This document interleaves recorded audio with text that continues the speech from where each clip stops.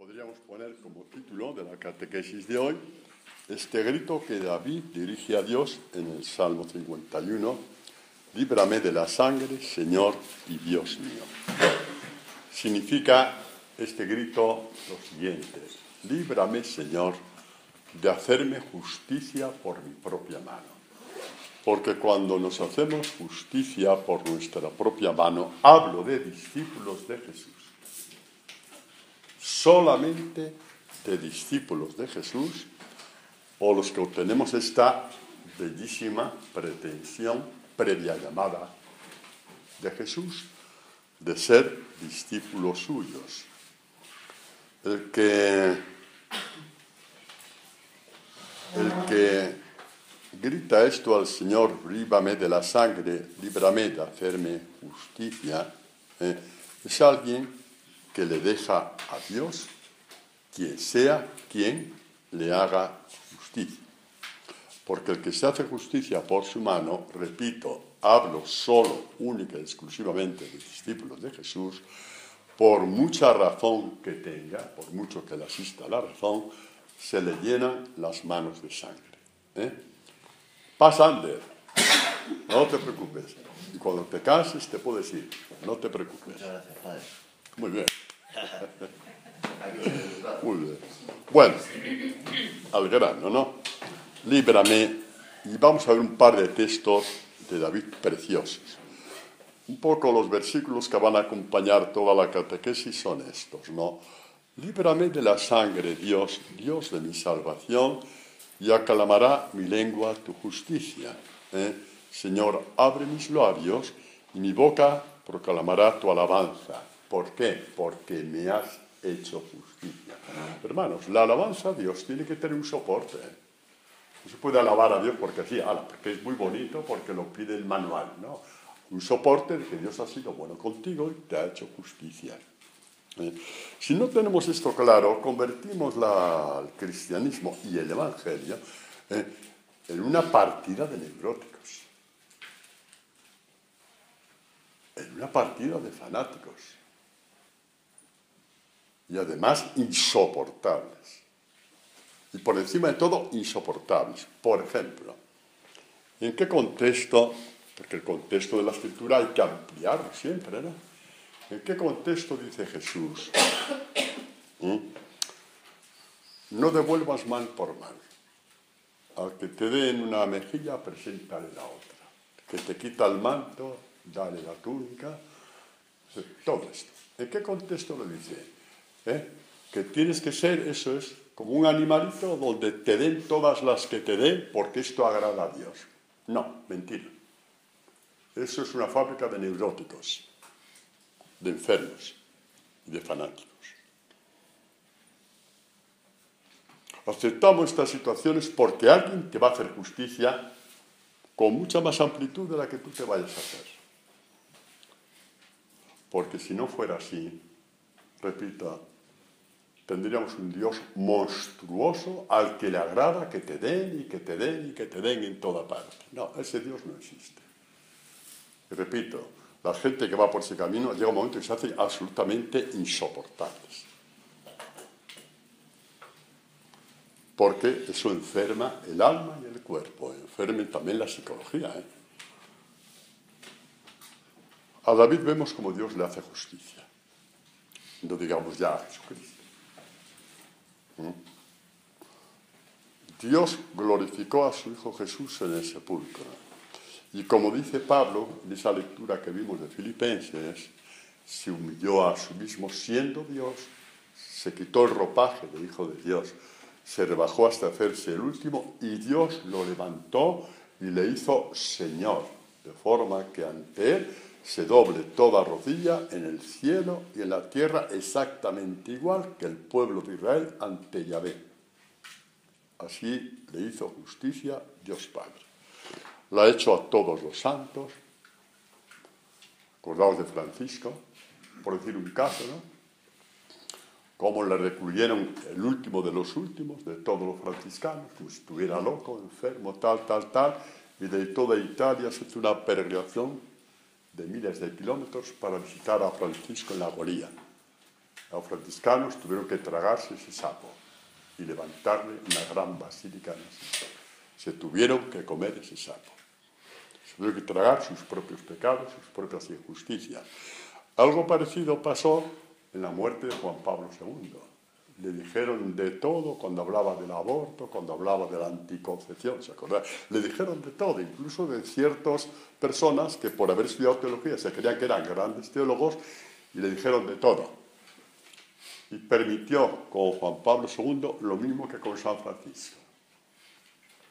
¿Os acordáis? Lo vimos en televisión, ¿no? Miles de kilómetros de gente, sobre todo de toda Europa. Incluso gente que ya sabían que no podían pasar por el féretro, pues ya llevaba 4 días. Aún así siguieron pasando. Es que Dios se ríe de los que machacan a sus discípulos. Cuando machacan a sus discípulos, primero matan en nosotros los últimos reductos del pecado original. O sea, se hacen un servicio.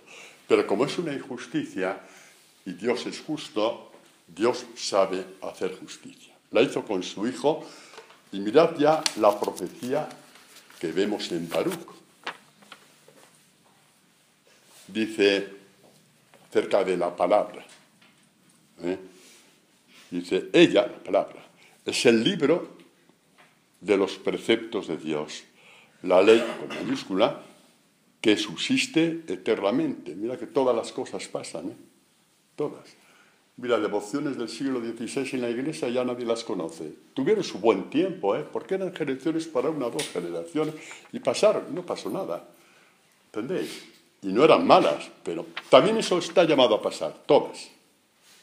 Pues ¿por qué? Pues porque son para momentos pero la palabra de Dios permanece eternamente. Todos los que la retienen alcanzarán la vida. Estamos hablando de un profeta del Antiguo Testamento, Baruch, secretario de Jeremías, muy influido, ¿no?, por la espiritualidad de Jeremías. Dice, vuélvete Israel, abrázala, camina hacia el esplendor bajo su luz. Y luego mirad qué profecía, qué aviso, no des tu gloria a otro. La gloria de las promesas de Abraham, la gloria de la elección, no se la des a otro. Al final, Israel se revolvió contra Dios y Dios dio la gloria de la elección al nuevo Israel fundada por Jesucristo al pie de la cruz. No, con Dios no se juega, Esto vale para cada uno de nosotros también, Dios permitió hasta que dijo, hasta aquí hemos llegado. No des tu gloria a otro, ni tus privilegios a nación extranjera. Y Dios dio la elección de Abraham al nuevo Israel. La elección, las promesas. Bueno, también es cierto que en este momento en la Iglesia hay muchos más judíos, digamos, que el pueblo judío del pueblo de Israel, porque las conversiones ya desde el primer momento han sido constantes continuamente. Bueno, yo tengo la gloria de decir que soy de ascendencia judía. Para mí es una gloria decirlo. Es una gloria decir que tengo ascendencia judía. Éramos judíos de Génova, ¿no? Que por esas cosas de la vida tuvieron que exiliarse a Inglaterra, ¿no? Y luego una rama vino a España. Para mí es una gloria enorme poder decir esto, ¿no? Lo cual no quita que esa palabra sea también para mí. Que mi gloria de ser discípulo, el Señor me la quite por mi cerrazón al Evangelio. Que la gloria de ser discípulo de Jesús, esto vale para vosotros también, A un cierto momento el Señor diga, mira, hasta que me he llegado, vete, te salvarás igual, pero no. Si no quieres nada con el Evangelio, pues nada. No hay razón de seguir trabajando contigo para que sigas siendo discípulo. No lo digo por miedo, ¿vale? Pero sí para que estemos como vírgenes sabias. Para que estemos como vírgenes sabias, atentos al paso del Señor, como decía San Bernardo, que pasa cada vez que se proclama su Evangelio y su palabra. Bueno, ya lo sabéis por otras catequesis. ¿Cómo estaba lleno de Espíritu Santo David cuando dice, líbrame de la sangre, líbrame de tomarme la justicia por mi propia mano? Líbrame, líbrame, pero no para ser el tonto de la clase, no, porque yo sé que tú me harás justicia, yo sé que tú me vas a hacer justicia. Y crecemos muchísimo como discípulos de Jesús cuando hay experiencias en nuestra vida en que tú te has quedado impasible ante el padecimiento. Es un juego de palabras, Impasible es del verbo padecer, en latín, pero para que nos entendamos, ¿no? Te quedas impasible ante el padecimiento que te provocan los demás, ¿no? Y de pronto te das cuenta que Dios te levanta, y los demás cogen el padecimiento porque Dios les hace justicia. Siempre ha sido así, no tengamos miedo.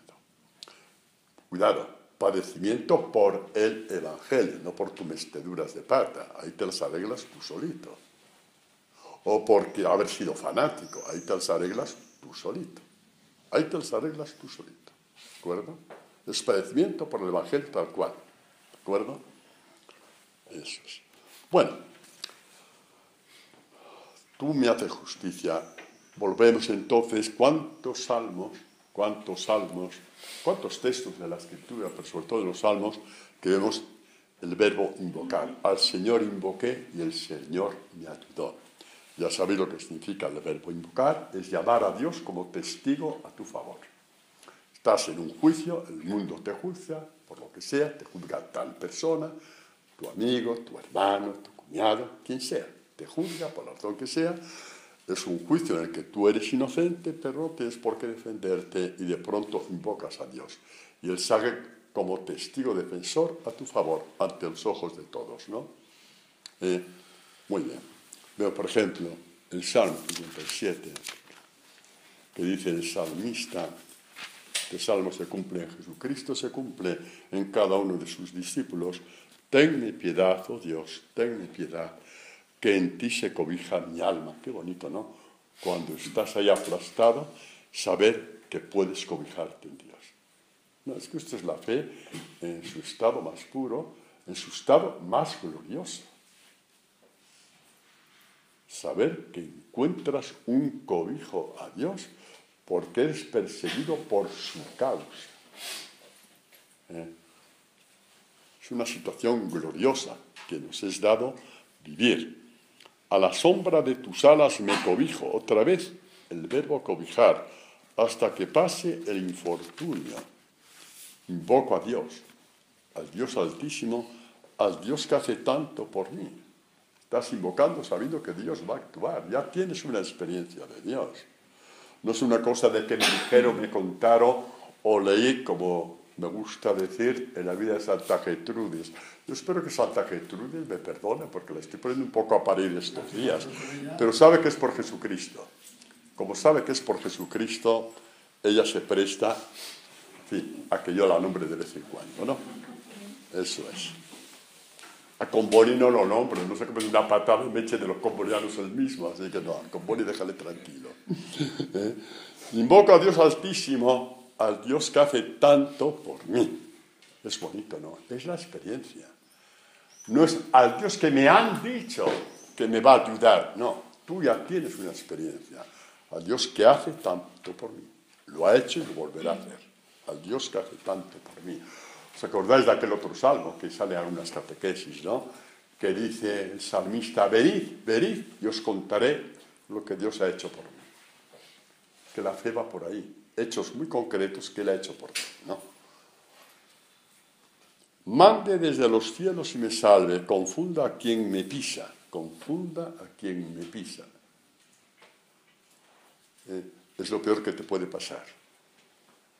Te pueden hacer, qué sé yo, una faena en tu trabajo. Te puede estar, como quien dice, un poquito engañar en una cuenta corriente, engañar en una...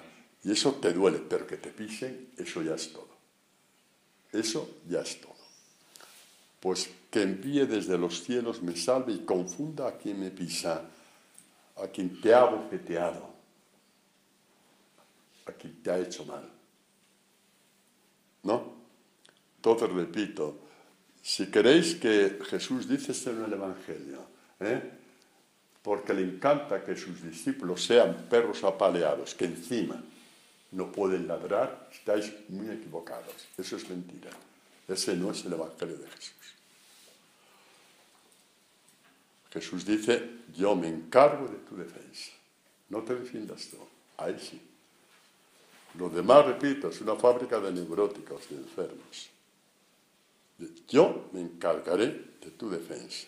Es lo que dice David, líbrame de la sangre, líbrame de defenderme. Ahora veremos dos acontecimientos de David preciosos que casi como que nos sitúan ya en el Nuevo Testamento por la grandeza, la pureza, digamos, la belleza, que entendéis, son imagen de Jesucristo todos estos textos, ¿no? Pues vamos a ver despacito y con calma, si Dios quiere, con calma, ¿no? Muy bien. Vamos a ver una primera experiencia de David a este respecto. La relación entre David y Nabal. Nabal es un nombre en la Escritura, que en la Escritura significa necio.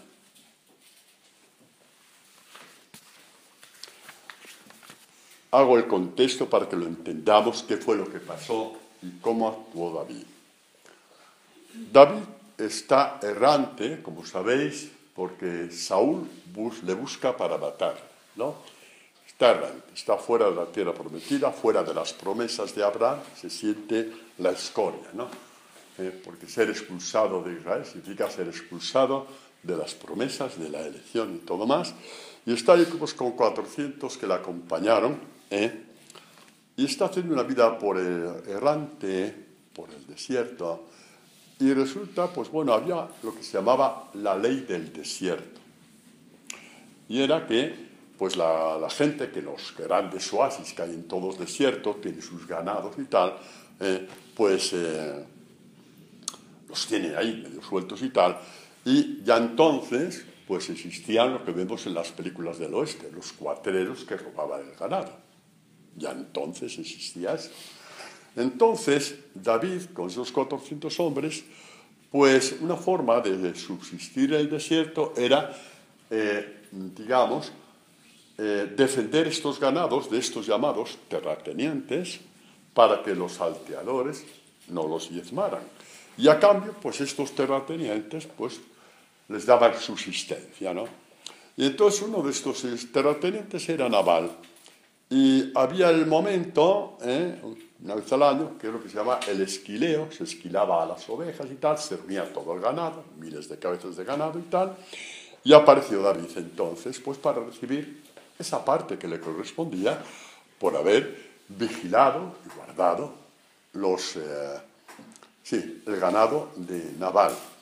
Y el egoísmo, la ambición, la insensatez, la necedad, recordad, Nabal significa necio, vio que no tenía por qué entregar ninguna cabeza de ganado a David, a pesar de que la había salvaguardado, ¿no?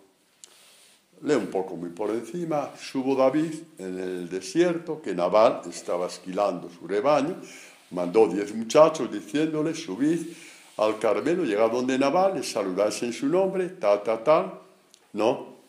Así que llegaron y Nabal les mandó con las manos vacías. Respondió a estos enviados de David, ¿quién es David? ¿Quién es el hijo de Jesé? Abundan hoy los siervos que andan huidos. Las excusas para no soltar, ¿no? Las excusas para no soltar. Y David le empezó a picar la uña del dedo gordo del pie. Ahí empezó a moverse ya la sangre y empezó a subir. Cuando llegó aquí, aquello ya era un volcán. Voy y me lo despedazo. Voy exactamente lo mismo que nos pasa a nosotros. Una cosita es, a que empieza la uña del pie, aunque la tengas pintadita, a que pasa así. Vas craneando, le cojo, le llamo, le pongo un WhatsApp, le aprieto el cuello, le digo de todo, ¿no? Bueno, el problema es que lo hacemos. O por lo menos lo hemos hecho. Lo hemos hecho, exactamente. Entonces, la mujer de Abigail vio que Nabal había hecho una estupidez como la copa opina, que iba a arrasar con todo, porque la ley del desierto te llevaba a eso también, el mal por mal. Y David iba a ir con esos 400 tíos a no dejar de la hacienda de Nabal, vamos, ni una camella, por decir algo, a por todo. Abigail se dio cuenta y salió al encuentro de David. Es muy bonito este texto, porque Abigail, como toda figura femenina, es imagen de la futura iglesia, ¿no? La iglesia fundada por Jesús, es muy bonito esto, ¿no? Dice, tomó Abigail a toda prisa 200 panes, 2 odres de vino, 5 carneros ya preparados, qué hambre me está dando, en fin, 100 racimos de uvas pasas, 200, bueno, eso lo dejamos porque si no, lo dejamos, ¿no? Y bueno, llegó donde David y le dijo David, se postró en tierra, le dijo, caiga sobre mí la falta. La falta de su marido caiga sobre mí. La iglesia lleva el pecado del mundo igual que Jesús. No por ser tonta, sino porque Jesús nos va a hacer justicia. Eso meterlo bien en la cabeza, pero que muy bien en la cabeza. No haga caso, mi señor, de este necio de Nabal, porque le va bien el nombre. Necio se llama y la necedad está con él. Vaya esposita, ¿no?, que tuvo el Nabal.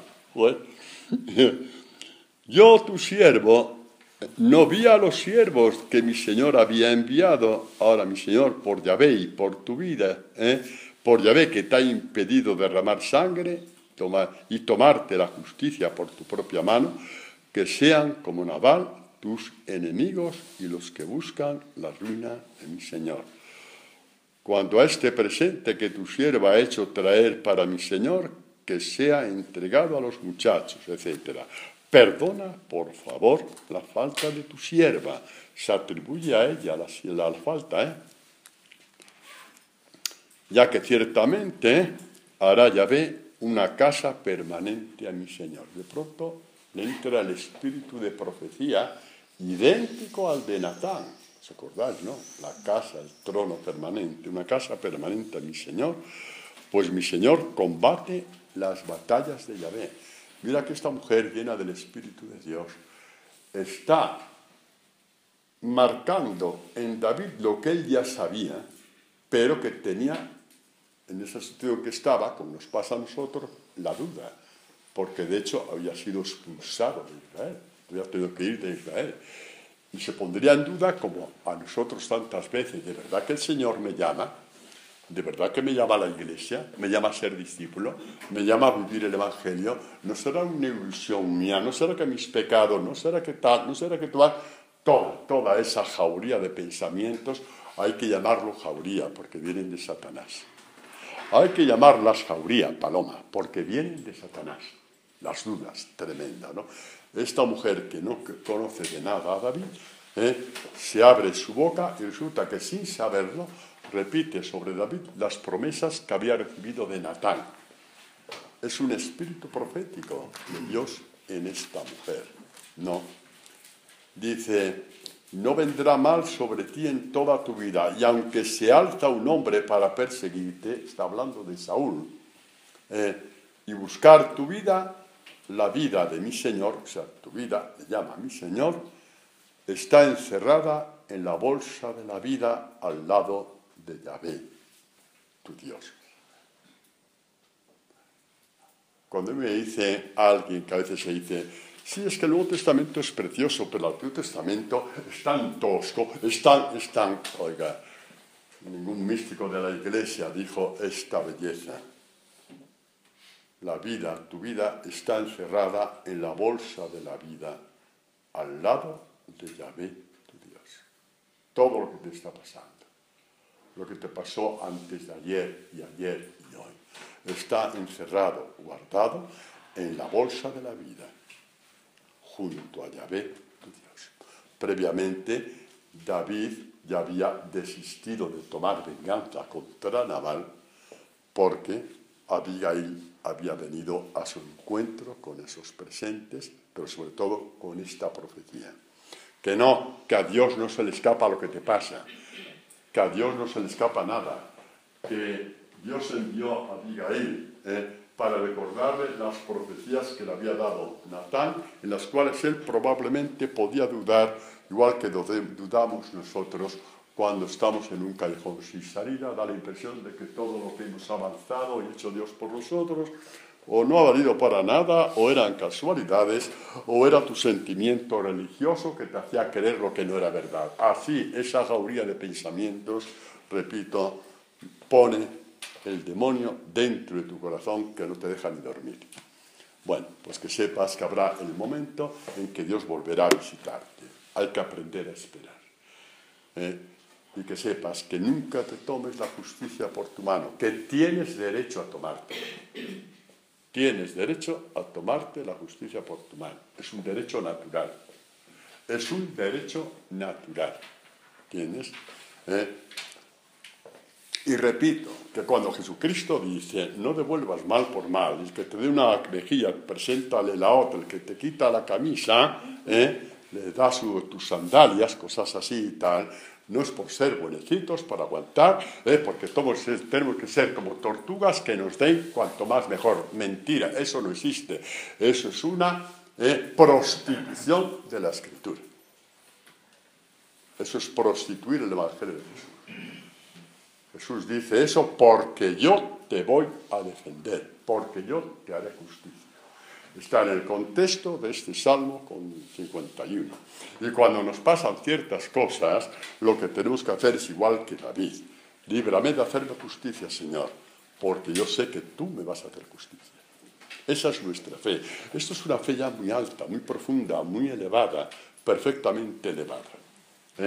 Pues no es para ser mosquitas muertas, no. Dios nos quiere discípulos que sean mosquitas muertas. Dios no quiere eso. No quiere animales de carga. No, Dios no quiere animales de carga. Dios quiere hombres y mujeres libres que sean capaces, en medio del dolor, la humillación y el pisoteamiento, de levantarse igual que David y decir, líbrame de la sangre, oh Dios Salvador mío. Y nosotros con más razón que David, porque podemos decir, líbrame de la sangre, Dios del Salvador mío, hazme justicia como hiciste de tu Hijo, que me ha llamado a ser su discípulo. Tenemos una garantía incluso mayor que la de David.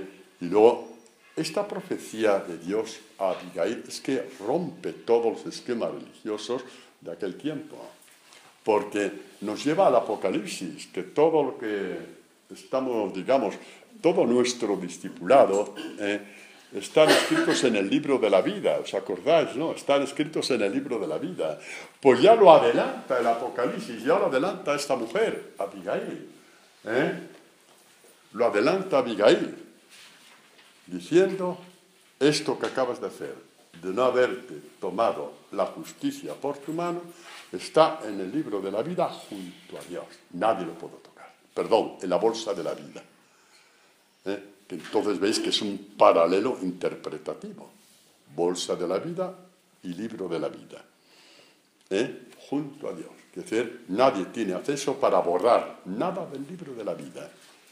Nadie tiene acceso para sacar de la bolsa de la vida esa perla preciosa que metiste cuando tú perdonaste, cuando tú volviste la espalda a tantas ofensas que te hicieron. Son perlas que están en la bolsa de la vida. Y digo yo, cuando yo digo, a la luz del Evangelio, que un discípulo de Jesús no pasa por el purgatorio, ¿qué creéis vosotros? ¿Que con esa bolsa de vida llena de perlas vamos a pasar por el purgatorio? ¿Qué creéis? ¿Que Dios es un avaro judío que va pesando? No, hombre, no. Y al ver la bolsa de la vida pasa al gozo de tu Señor, hombre, porque sí, hombre, que sí. Que nadie se engañe con tonterías. El purgatorio es para no discípulos. Y del infierno ya ni hablo. Pero existe. Pero nosotros no tenemos que pensar en el purgatorio. Porque la bolsa de la vida está llena de bolsas de perlas, de haber perdonado, de haber pedido perdón, de haber atendido a los pobres. Esas perlas están ahí, intocables. Están junto a Dios. no tengáis miedo, que nadie os meta miedo, con castigos y tormentos, porque no, porque vivimos abrazados al Evangelio de Jesús. Punto. Que nadie os meta miedo, porque eso no existe. Que nadie os meta miedo, ¿no? ¿De acuerdo? Y luego, pues bueno, el consuelo que Dios ha dado a David es bastante interesante, ¿eh? Le dio un patatús a Nabal. ¿Sí? Le he visto a David, se le cambió el rostro, a los 10 días murió. Y como estaba tan triste Abigail, David se la cogió. Buenísimo. David se la llevó como una más a su harem. Aquel tipo era así, hay que asustar sin escandalizarse. Pero es un lenguaje vistoso, oriental, para entender el sermón de la montaña. Dios está contigo, no se pierde nada de lo que Dios hace por ti, de lo que tú haces por Dios, de lo que tú haces por el Evangelio. También cuando pides perdón, que tú crees que no puedes pedir. ¿Sabes una de las peores mentiras de Satanás? Es que yo me puedo enfadar con Rafael, por ejemplo, y llegamos a una bronca él y yo. Y luego yo voy a la oración y digo, es que el 90%, pongamos que sea verdad, el 90% de la bronca ha sido culpa suya. Yo solamente ya al final exploté y le dije tal. No, yo no tengo que esperar a que él me pida perdón. Yo tengo que pedir perdón por mi 10%. Si él me pide perdón o no, eso ya es cosa suya con Dios. Pero mi cosa con Dios es que yo tengo que pedir perdón por ese 10%. Es que me encendió la sangre. Eso es mi problema. Pero no por eso voy a dejar de cumplir el Evangelio. ¿Habéis entendido este caso? Claro, habéis entendido bien, ¿no? Nunca os escudéis de que empezó el otro. Porque eso lo hacen los paganos, no un discípulo de Jesús. Un discípulo de Jesús no tiene ese lenguaje. Y esto es lo que Dios coge, y lo coge como una perla y lo mete en la bolsa de la vida, que no está al alcance, como dice Lucas, de la herrumbre, ni de la polilla, ni de los ladrones. Esa bolsa está junto a Dios, igual que el libro de la vida. Igual que el libro de la vida.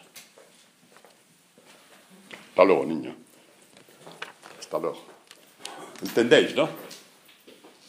Hermanos, el día que nos enteremos de que el Evangelio es la belleza infinita de Dios, ese día nadie nos aparta del Evangelio. El día que nos enteremos de que el Evangelio es la belleza infinita de Dios, ese día nadie nos podrá ya despegar del Evangelio, porque hemos nacido para saborear la belleza infinita ya aquí en la tierra. Ayer os decía, movido por, creo que yo, movido por el Espíritu Santo, ¿no? Por lo menos puedo decir que no era yo el que lo decía, que el Evangelio era nuestra casa. ¿Os acordáis, no? El Evangelio era nuestra casa. Ayer en la Eucaristía, ¿no? Y luego me acordaba, ¿no?, de aquel salmo que dice, amo la belleza de tu casa. El salmista lo decía por un templo que después no existió, porque fue destruido. Habrá que amar la belleza de una casa que no se destruya. El Evangelio de Jesús. Amar la belleza del gran templo donde reside la gloria de Dios, donde Dios está presente. Es la palabra, pero sobre todo el Evangelio, ¿sí? Si el salmista dijo, amo la belleza de tu casa, en un templo que no hace falta que los romanos lo destruyeran, basta un terremoto para que caiga. Mientras que la belleza del templo espiritual del Evangelio permanece para siempre. La palabra de Dios permanece para siempre. ¿Cuántos salmos dicen de esto, no? Si os mantenéis en mi palabra, conocéis la verdad os hará libre, dice Jesús, ¿no? Amo la belleza de tu casa. ¿O es que no hemos visto estos días por la mañana la belleza de la casa de Dios en los laudes? ¿O es que no la hemos palpado? ¿Es que no la hemos tocado, esa belleza? Pues por ahí vamos, hombre. Por ahí es por donde nosotros estamos yendo. Lo sabéis perfectamente. Por ahí nos está llevando Dios, ¿no? Muy bien. Vamos a ver. Sí, ahora os leo este texto acerca de la belleza del Evangelio, donde está presente toda la gloria de Dios. Sí, toda la gloria de Dios. Y dice San Pablo en la carta a Timoteo, esto escuchadlo bien, que no se os olvide nunca. segunda carta de Timoteo, es el capítulo 1, que dice acerca de Jesús, que se ha manifestado ahora, no, la gracia de Dios, ¿no? Sí, que se ha manifestado ahora con la manifestación de nuestro Salvador, Cristo Jesús, que ha destruido la muerte y ha hecho irradiar vida e inmortalidad por medio del Evangelio. Sí, chicos, el Evangelio irradia, es la luz de Dios. La palabra es la luz verdadera, acordaos, Juan, prólogo del Evangelio. Ha hecho irradiar, sí, cuando tú vas al Evangelio, el Evangelio llega a ti y se te abre a ti, tú te abres el Evangelio, Dios está irradiando sobre ti su gracia, su vida y su inmortalidad por medio del Evangelio, para cuyo servicio he sido yo constituido heraldo, apóstol y maestro. Y le voy a pedir permiso a Dios, y les voy a decir ahora, es muy serio, por tanto, voy a pedir permiso a Dios, y sé que lo tengo, ese permiso, para haceros esta traducción.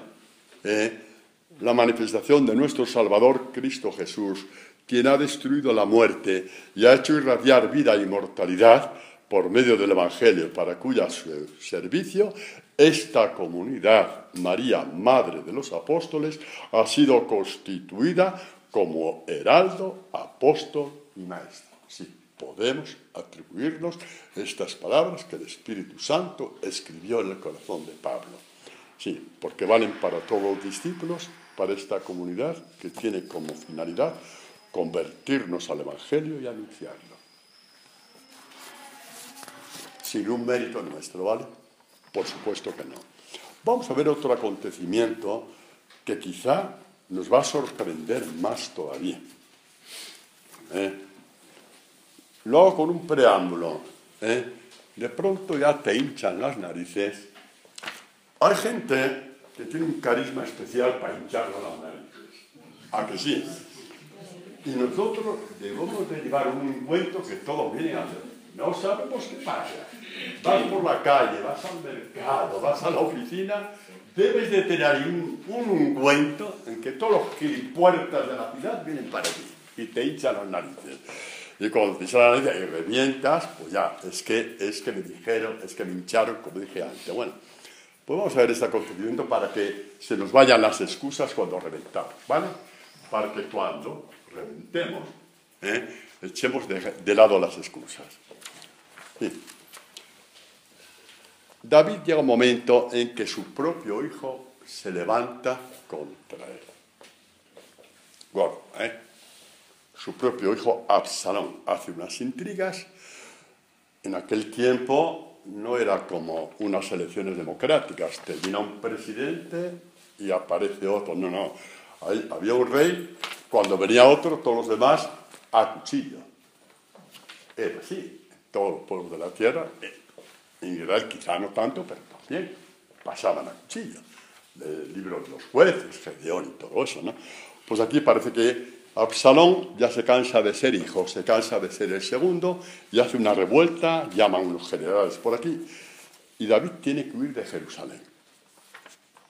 Aquí nos plantamos, que David tiene que huir de Jerusalén humillado, pisoteado. Por su propio hijo. Ha hecho una revuelta contra él sin motivo. Simplemente porque quería ser rey, entonces hay que matar a papá, pues matarlo. Bueno, así fue. Quiero decir que ahora le pasa algo a David, en que David va calentito, como decimos nosotros. Ya vas calentito, como te toquen, ya saltas, ¿no? Pues sí, de calentito iba David. Y os leo ahora el texto, que es impresionante. Cuando el rey David llegó a Bahurín, imaginaos cómo tendría el corazón David, dolido, salió un hombre del mismo clan de la casa de Saúl, llamado Semeí, hijo de Gerá. Iba maldiciendo mientras avanzaba. Tiraba piedras a David. Era uno nada más, contra David y la guarnición que le había quedado fiel. Había hecho así David, pumba, se le corta la cabeza a ese tío. Tiraba piedras a David y a todos los servidores del rey, mientras toda la gente y los servidores se colocaban a derecha e izquierda. Y Semeí seguía maldiciendo: vete, vete, hombre sanguinario y malvado.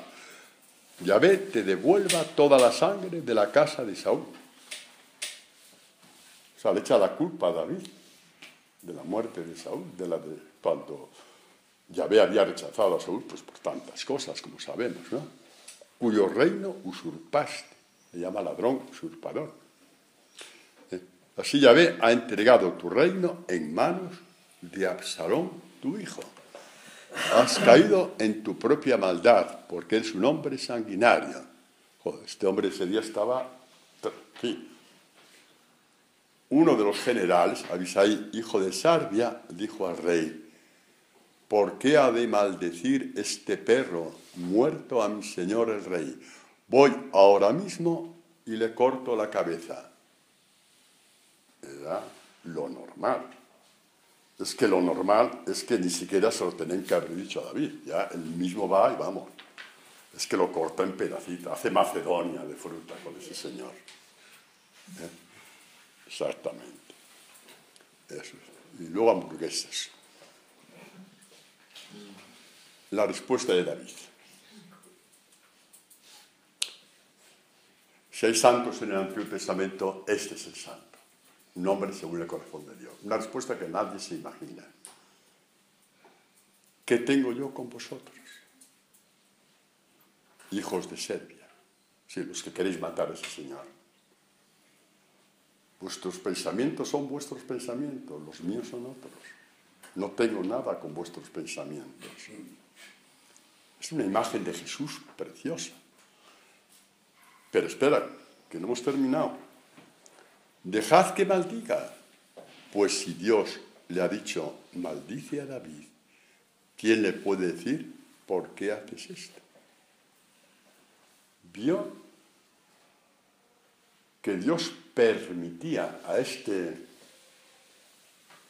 hijo de buena madre, por decir algo, le maldijera, le humillara en el peor momento de su vida, bajaba llorando la cuesta porque su propio hijo se había rebelado contra él, y encima una lanza más, en lo más profundo de su alma. Me recuerda a la Virgen María: una espada te atravesará el alma. Así quedó David. Y de pronto tiene esta fe enorme para decir: ¿y si Dios se lo ha dicho, por qué será? ¿Será que Dios me quiere purificar?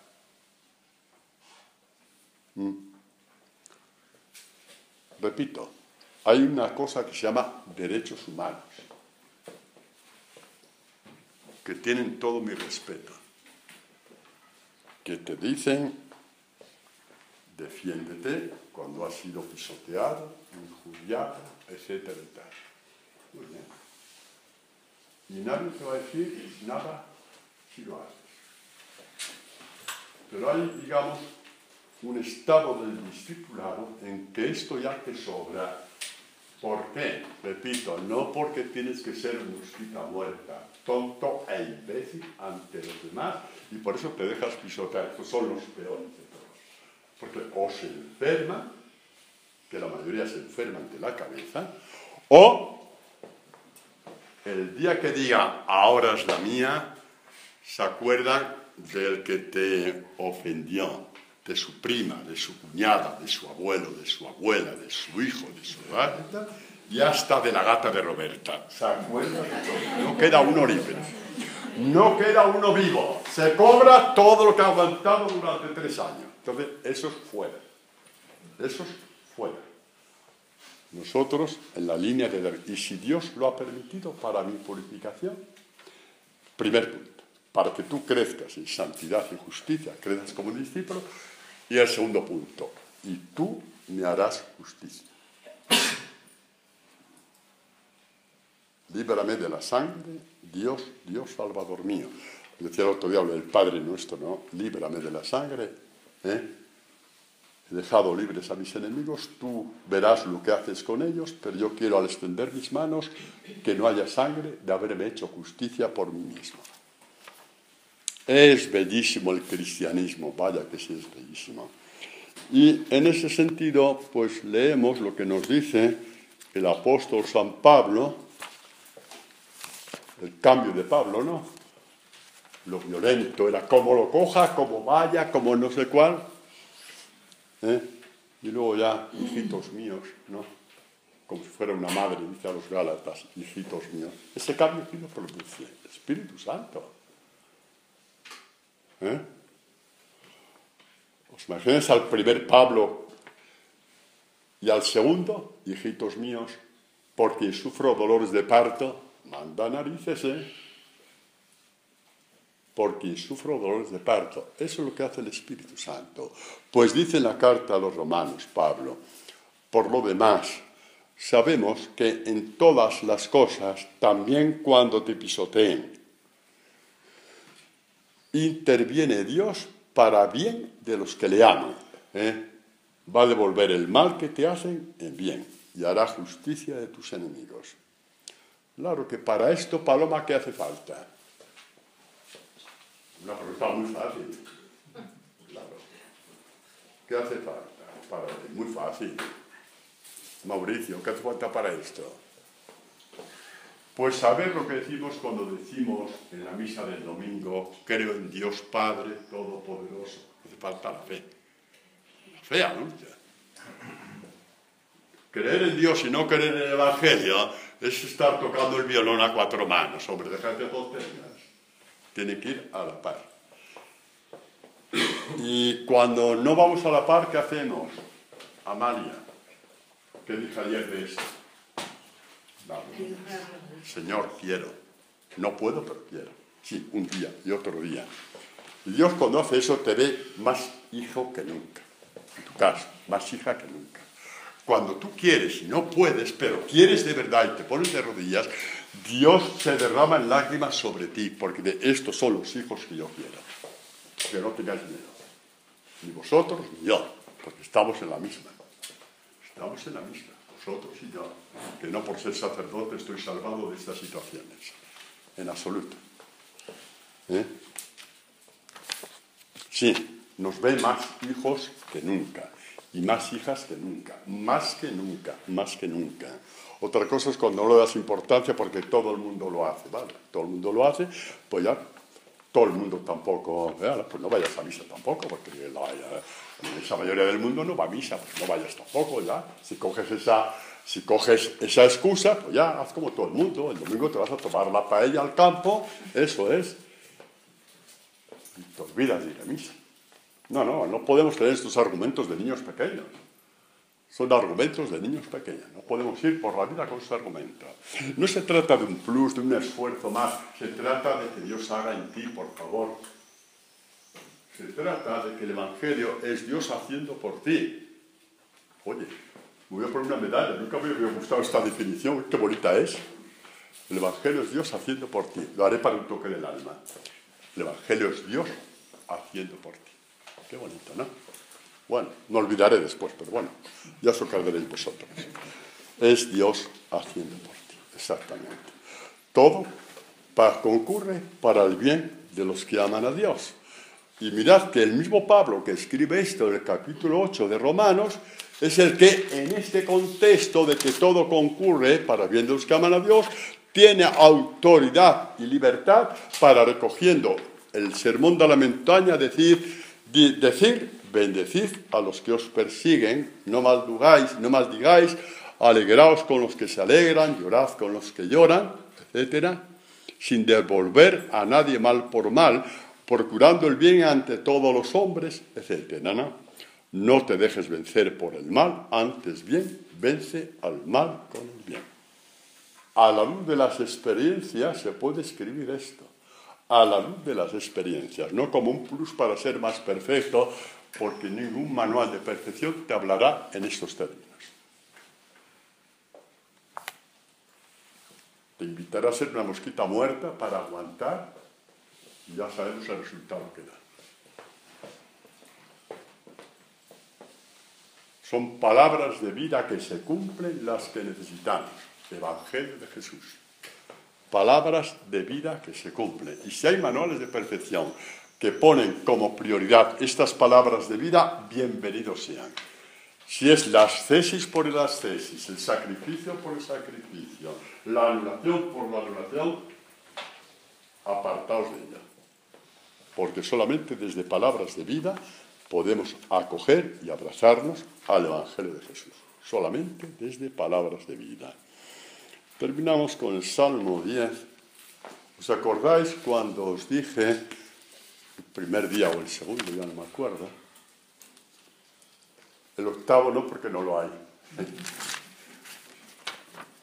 El primer día o el segundo os dije esa nueva traducción que había visto en Abraham, cuando realmente Dios le dijo, coge a tu hijo, sacrifícalo, y él fue con el corazón hecho una miércoles. ¿Qué enfrentamiento tuvo que tener con Sara? Es que ni nos lo manejamos. Dejó a su madre llorando, a su mujer llorando, desesperada, sin comprender nada. Él tampoco, pero obedeciendo. Y toda esa imagen de la fe. Y Abraham levantó los ojos y vio, etc. ¿No? Y como al final termina porque una vez que se vio que en la muerte de Isaac era sustituida por ese carnero,